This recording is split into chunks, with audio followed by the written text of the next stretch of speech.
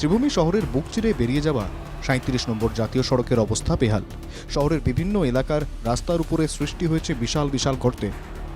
মাসের পর মাস ধরে ৩৭ নম্বর জাতীয় সড়কের এই দুর্দশা। ভাঙাচোরা রাস্তার জন্য ছোটখাটো দুর্ঘটনা নিত্য নৈমিত্তিক ঘটনায় পরিণত। NHIDCL এর কাছে বেশ কয়েকবার স্মারকপত্র পেশ করা থেকে শুরু করে আন্দোলনও হয়েছিল, কিন্তু শহরের এই গুরুত্বপূর্ণ রাস্তার হাল ফেরেনি। অথচ দিনের পর দিন রাস্তায় গর্তের গভীরতা বাড়তে থাকায় প্রায়ই ই-রিকশা, অটোরিকশার দুর্ঘটনা ঘটছে। শহরের সেটেলমেন্ট রোড, স্টেট ব্যাংকের সামনে, শম্ভুসাগর উদ্যানের সামনে, রামকৃষ্ণ মিশনের সামনে সহ অনেক জায়গায় বড় বড় গর্তের সৃষ্টি হয়েছে। কর্তৃপক্ষের কাছে আবেদন নিবেদন আন্দোলনে কোনো সুফল মেলেনি। অবশেষে বাধ্য হয়েই বৃহস্পতিবার ঈদগাহ ময়দানের সামনে ভিক্ষায় নামলেন শহরের একদল যুবক। মানুষের স্বেচ্ছাদানে সংগৃহীত প্রায় ১১,০০০ টাকা দিয়ে এদিন সেটেলমেন্ট রোডে গর্ত বোঝার কাজে নেমে পড়েন যুবক দল। যুবক দলের এই কাজে হাত মেলালেন দুই মহিলাও। এক হাঁটু কাদা জলে নেমে গর্তে জমা জল ছেঁচার কাজে নেমে পড়েন দুই মহিলা।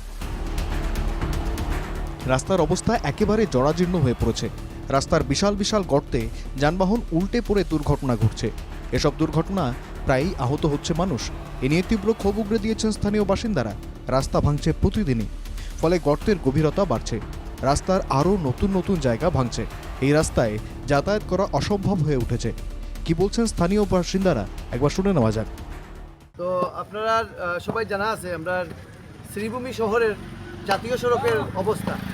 এখানে গর্তর মধ্যে রাস্তা না রাস্তার মধ্যে গর্ত বোঝা মুশকিল। প্রত্যেকটা দিন এখানে ই-রিক্সা ফাল্টি কার, অটো ফাল্টি কার, মানুষের সমস্যা ওর, মানুষ ইনজিওর্ড ওর, হসপিটাল যার, পা ভাঙ্গের। এটা আপনারা সবাই জানা আছে। কদিন আগে শ্রীভূমি প্রেস ক্লাবের প্রেসিডেন্টের মেয়ের পা ভাঙ্গি গেছে। কর্তৃপক্ষের কাছে ইতিবাচক সাড়া না পেয়ে শহরের যুবকেরা নিজেরাই রাস্তা সারাইয়ে নেমে পড়েছেন। তারা সিদ্ধান্ত নিয়েছেন সাধারণ মানুষের কাছ থেকে টাকা সংগ্রহ করে রাস্তা মেরামত করা হবে। এদিন এভাবেই প্রায় ১১,০০০ টাকা তারা সংগ্রহ করেন। তারপর নিজেরা উদ্যোগ নিয়ে রাস্তার সবচেয়ে বড় গর্তটি মেরামতের কাজে নেমে পড়েন।